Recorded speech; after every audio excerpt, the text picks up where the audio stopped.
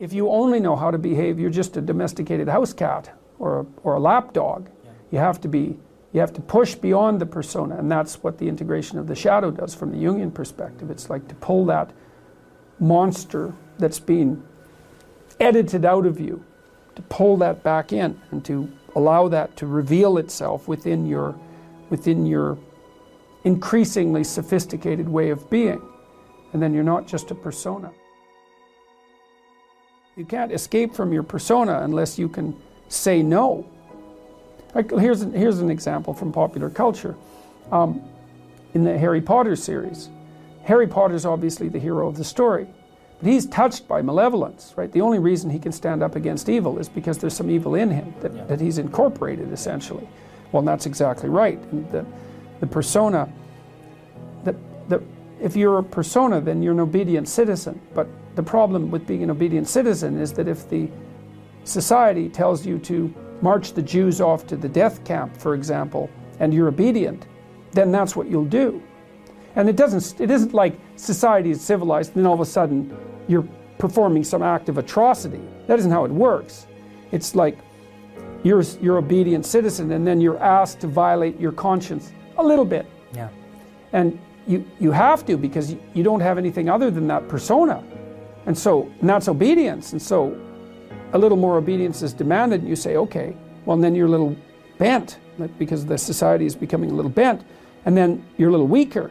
And then you're asked to violate your conscience a little bit more, and you think, well, there's a little less of me, and the pressure's on a little more, and I could have said no before, but I didn't, so you say yes again. Then you say yes again, and then you have a society where 1/3 of the population is informing on the other 2/3. It's hell. It's like, well, so how do you say no? Well, that's the shadow. It's like, and see, the reason that the video I did about Bill C-16 and its compelled speech provisions went viral was because I said no. I didn't say it casually. What I meant was, there isn't anything that you can do to me that I can imagine that will force me to utter the words that you want me to utter. Nothing. And I meant it.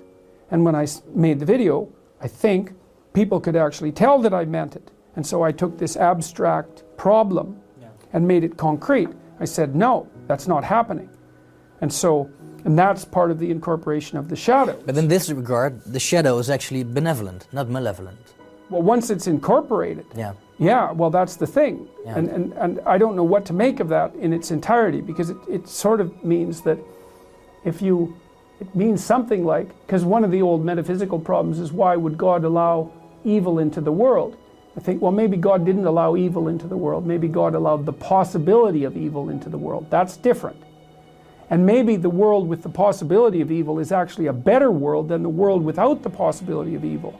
It's something like that, in that maybe a man is better when he's a dangerous man who's being good than he would be if he was just a good man who wasn't capable of being dangerous. And I believe that, because the best men that I've ever met are very dangerous men.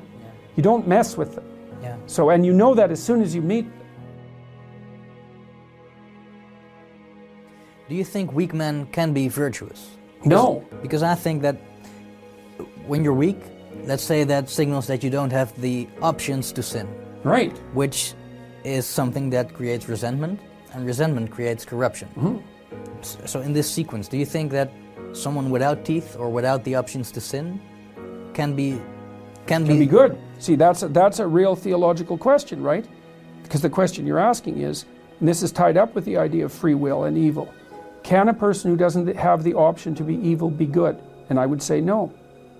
So maybe that's the reason that, metaphysically speaking, and I don't know where you are when you're speaking metaphysically exactly, but the question of why is there evil in the world is a constant question. It's like, it's possible that without the possibility of evil, there cannot be good.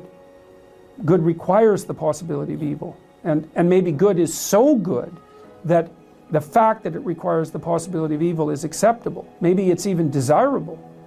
I mean, you kind of end up on the edge of your knowledge when talking about such things, but it seems to me to be right. Yeah. And it seems to be right in a lived sense, I met Jocko Willink. He's a good example. I mean, Willink was the commander in Ramada, I think, and you can say what you want about American military involvement. It has nothing to do with that, really. Not at this level of analysis. He's a tough guy.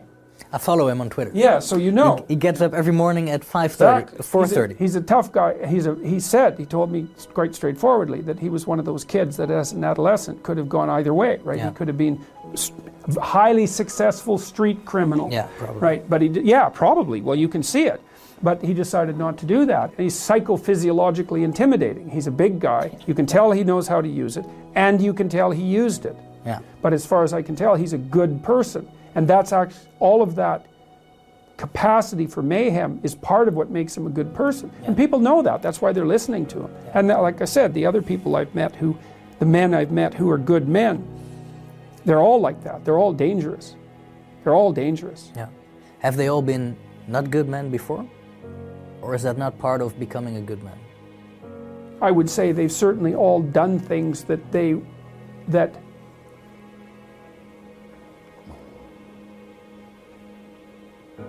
well, adolescents break rules, right? And healthy adolescents break rules. And so then the question is, well, how extreme does the rule breaking become? Well, it would vary from person to person, but I would say that most of them, not all of them, but most of them were more on the end of the rule-breaking spectrum, right? They broke more rules than normal, but they clued in, and explored that, and then decided, no, that's better than cowardice. Yeah. It's better than weakness, but it's not as good as what's good. Unless you can think the way that an evil person thinks, then you're defenseless against them, because they'll go places you can't imagine, and then they win. And so the best men I've met, it was interesting even when I was in junior high and high school, because most of my friends dropped out, by the time they were grade 10, thereabouts. And a lot of them were guys who developed physically. They're pretty powerful, and they were just damn sick of putting up their hand to go to the bathroom. It was like, they're not doing that anymore. One of my friends got kicked out when he sort of challenged the gym teacher, you know, physically. And the gym teacher, he could do an iron cross. He was a tough guy, and so it was no trivial matter for my friend to stand up to him, but he got expelled anyways. But, you know, I noticed that it wasn't, it was often the kids whose character I admired that either quit or got expelled, and they were the tougher guys who were just sick and tired of following rules that didn't take into account their character, and then they'd go off and work in the oil rigs or whatever, and you could do that in Alberta at that time. And that was really hard work, you know, so it wasn't like they were necessarily taking the easy path. But like, a harmless man is not a good man. A good man is a very, very dangerous man who has that under voluntary control. And you know, you also see that like one of the central female stories, let's say, if the hero archetype is the central male story, there are variants of hero archetypes that are relevant to women, and one of them is Beauty and the Beast. And you know, Beauty isn't interested in the guy who isn't the beast. She's interested in the guy who's the beast, and that's exactly right, but she's interested in the guy who's the beast that can be civilized and disciplined, right, and who can use that in the service, well, let's say, of a family. One of the most amazing things that I discovered this year, or stumbled upon, was I was puzzling over a line in the New Testament, which I've always been curious about because it never sat right with me. The meek shall inherit the earth. And I found out that the word meek either doesn't mean now what it meant when people first translated the text, or it was a mistranslation, either way. But because meek sounds like powerless and harmless, it's something like that, right?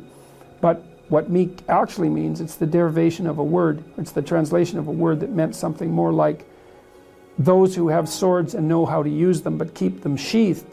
I thought, oh yes, that's exactly it. The world, those who have swords and know how to use them but choose to keep them sheathed will inherit the world. It's like, yes, exactly right, exactly right.